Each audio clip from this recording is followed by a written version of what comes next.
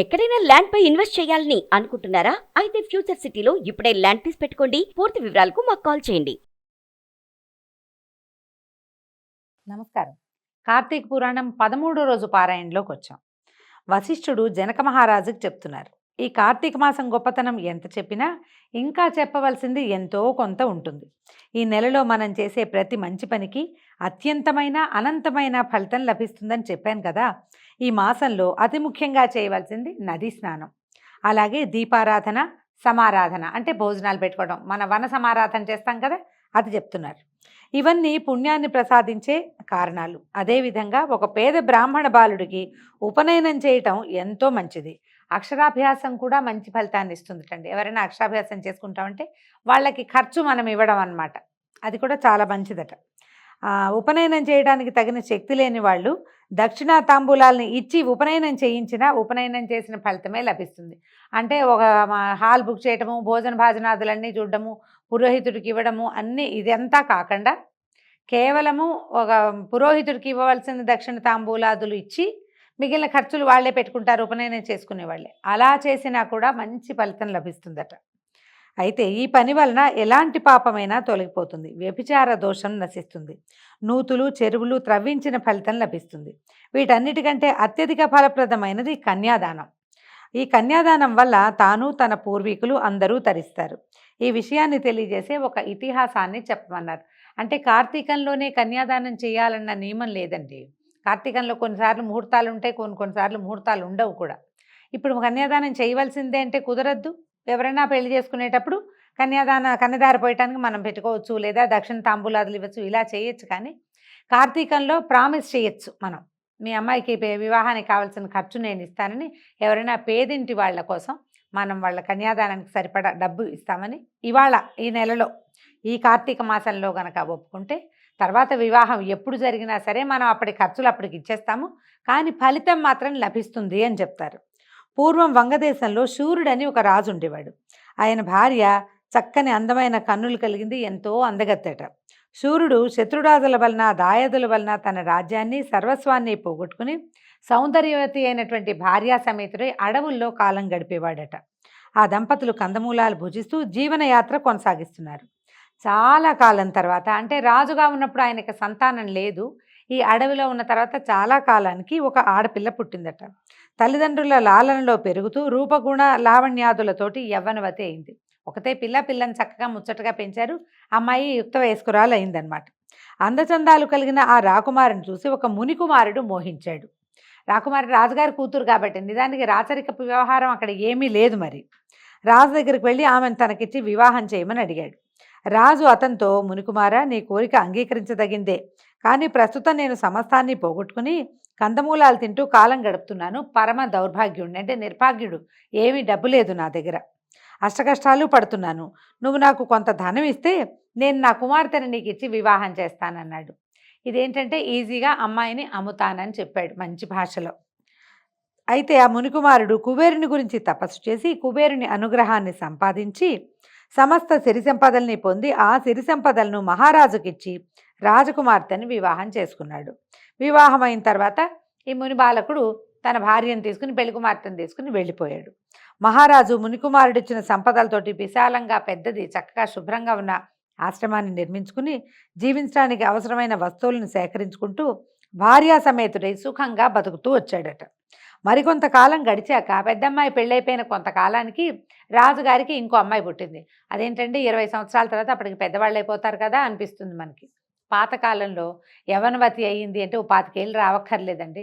8 ఏళ్ళు నిండితే అష్టవర్షాత్ భవేత్ కన్య అని పిల్ల పెద్దది అవ్వకుండా 10-11 ఏళ్ల వయసున్న పిల్లల్నే రూపలావణ్యాదులు చూసి వివాహాలు చేసేసుకునేవాళ్ళు.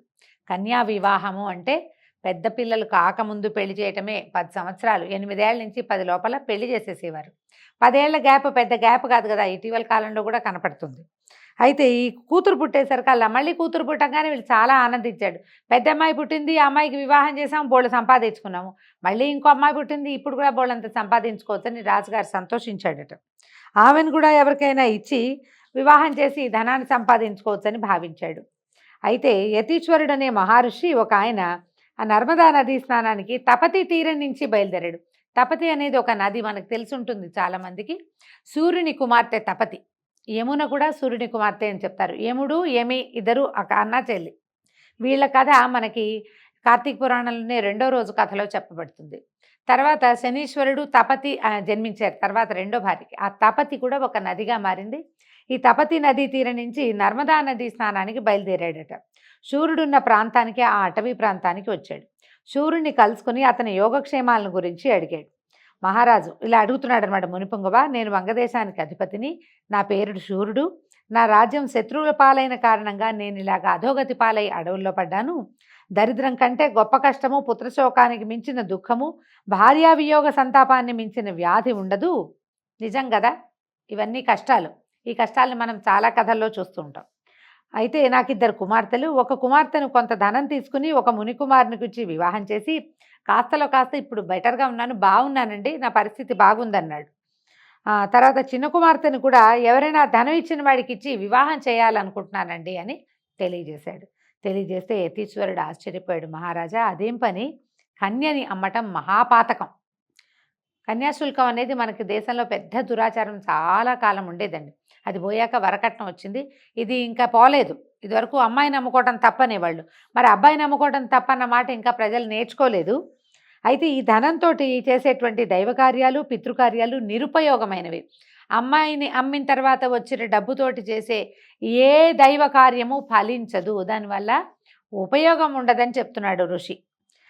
నీకు నరకమే సంప్రాప్తిస్తుంది, పుత్ర సంతానం కలగదు. ఇక నీకు మగపిల్లలు పుట్టరు, ఎన్నిసార్లు పుట్టినా కన్యలే పుడతారు. వాళ్ళని నమ్ముతావు, నువ్వు డబ్బు సంపాదిస్తావు, దాంతో ఏవో కార్యాలు చేస్తావు, వాటి వల్ల నీకు వచ్చే లాభం ఏముండదు.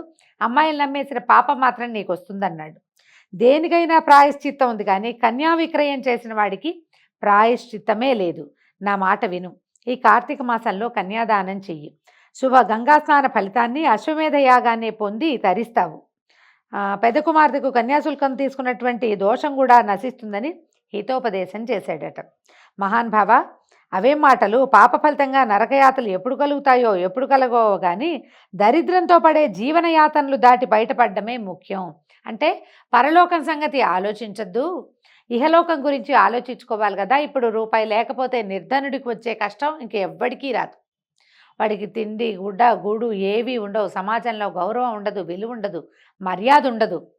ప్రధానమైంది సుఖ సంతోషాలు అనేవి ఉండవు. నిర్ధనుడు చాలా కష్టపడతాడు. దరిద్రులకు వచ్చే కష్టాలు వాళ్ళే తెలుసుకుంటారు, కానీ మిగిలిన వాళ్ళకి తెలియవు. ఇప్పుడు చనిపోయాక ఏం జరుగుతుంది అనేది మనకేం తెలుసు? మనకి తెలియని విషయం కదా అది. తిండి తిప్పలేక జీవన సౌఖ్యాలకు దూరం అయిపోయి చిక్కిశల్యమై బతకటము, ముక్కు మూసుకుని తపస్సు చేసి మోక్షం కోసం అరులు చాచడం ఎంత అవివేకమో మీకు తెలుసా? ఇలా రోజు తపస్సు చేస్తున్నారు మీరు మోక్షం కోసం. ఈ మోక్షం కోసం చేసే తపస్సు ఎంత అవివేకం.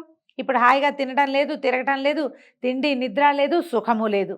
ఇవన్నీ పోగొట్టుకొని నిత్యము తపస్సు చేస్తే రేపు ఏం రాబోతోందో మీకు అసలు తెలియనే తెలీదు. మీకు తెలియని విషయాన్ని మీరు ఆచరిస్తూ నాకు తెలియని విషయాల్ని నాతో చేయించాలని ఎందుకు చూస్తారు అని అడుగుతున్నాడు. ఇది సాధారణంగా మనం ఎదుర్కొనే ప్రశ్న అండి. మరణం తర్వాత ఏం జరుగుతుందో మనకి తెలియనే తెలీదు. స్వర్గమా నరకమా ఏమిటి అనేది తెలీదు. మనం ఇప్పుడే అనుభవిస్తాము అన్న భయం ఉంటే కొంచెం కాస్త ఆగుతాం, మనం తప్పులు చేయకుండా, పొరపాట్లు చేయకుండా. కానీ పరలోకం గురించి భయపడే వాళ్ళు చాలా తక్కువ ఉంటారు. ఎప్పుడూ కూడా అన్ని యుగాల్లోనూ ఇదే పందా ఉంది. మీరు ఏమైనా అనండి, ఎన్నైనా చెప్పండి, నేను నా కుమార్తెను ధనమిచ్చిన వరుడికి ఇచ్చి మాత్రమే వివాహం చేస్తాను అన్నాడు రాజు. మహారాజు ఆలోచన విధానం చూసినటువంటి యతీశ్వరుడు చాలా ఆశ్చర్యపోయాడు. ఈయన రాజుగా ఉంటానికి పనికిరాడు, అందుకే ఇతనికి రాజ్యం పోయిందనుకుంటూ మునీశ్వరుడు తన దారిని తను వెళ్ళిపోయాడు. కొంతకాలానికి రాజు శరీరాన్ని వదిలిపెట్టాడు. ఎంతకాలం ఉంటామండి ఎవరైనా? 100, 150, 200 ఉండేవాళ్ళు అప్పట్లో. కొంతకాలం గడిచింది. ఈ కుమార్తెకు వివాహం చేశాడో చేయకుండానో మొత్తానికి మరణించాడు. అయితే అతను నరకానికి వెళ్ళాడు. అక్కడ అనేక విధాలైన చిత్రహింసల్ని అనుభవిస్తున్నాడు. సూర్యుని పూర్వీకుడైన ధర్మనిరతుడైన శృతకీర్తిని సూర్యుడు చేసిన పాప ఫలితంగా స్వర్గం నుంచి నరకానికి తీసుకుపోయారట. శృతకీర్తి అనే ఆయన ఈ సూర్యుడి వంశంలో ఉండేవాడు.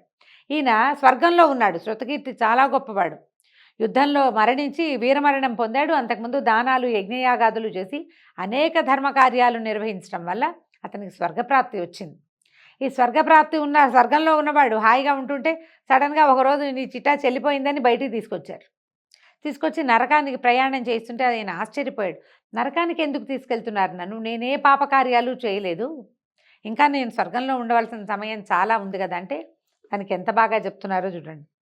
సూర్యుడు, నేనేమీ చేయలేదు, వ్రతక్రతు దీక్షలతో దాన ధర్మాలతో బతికంతా గడిపినందువల్ల నాకు స్వర్గలోకవాసం లభించింది, ఉన్నట్టుండి నాకు ఈ నరకయాతన ఎందుకు వస్తోంది అని యమధర్మరాజునే శృతకీర్తి ప్రశ్నించాడట. నువ్వు పరమ పవిత్రమైన వాడివే, కానీ నీ వంశంలో సూర్యుడనే రాజు రాజ్యభ్రష్టుడై భయంకరమైన కఠినమైన దరిద్రాన్ని అనుభవిస్తూ డబ్బుకి కక్కుర్తుపడి తన కుమార్తెను ఒక మునికుమారుడికి అమ్మేశాడు. అందుచేత అతను చేసిన ఈ దోషం వల్ల నీకు ఈ దుస్థితి కలిగిందని చెప్పాడు. ఈ బాధ నుంచి తప్పించుకునే ఉపాయం ఏదీ లేదా అని శృతకీర్తి యమధర్మరాజును అడిగాడట. అడిగితే, ఓ రాజా, సూర్యుని భార్యాపుత్రులు నర్మదా నదీ తీరంలో పర్ణకుటీరంలో నివసిస్తున్నారు.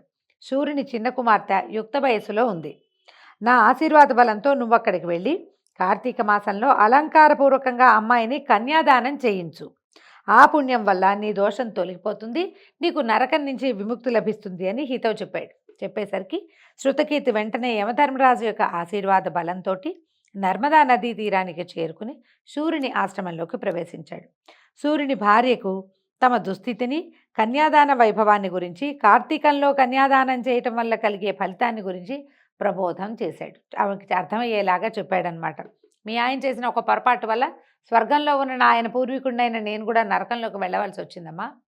కాబట్టి ఇప్పుడు అతను ఎంత బాధపడుతున్నాడో, స్వయంగా తప్పు చేసిన వాడు ఇంకా పెద్ద బాధపడతాడు అని చెప్పి అమ్మాయిని కన్యాదానం చేద్దామని ఆవిడని ఒప్పించాడట. ఇప్పుడు అందరూ కలిసి ఏం చేశారు, సూర్యుని రెండో కుమార్తెకి విజ్ఞాని, మంచి అందము ఆకారము కలిగినటువంటి ఒక మునికుమారునికి ఇచ్చి కార్తీక మాసంలో వివాహం చేశారు. అందరూ తరించిపోయారు ఆ వివాహం వల్ల. మొదటి కుమార్తె వివాహానికి తీసుకున్న కన్యాశుల్క దోషం కూడా తొలగిపోయింది.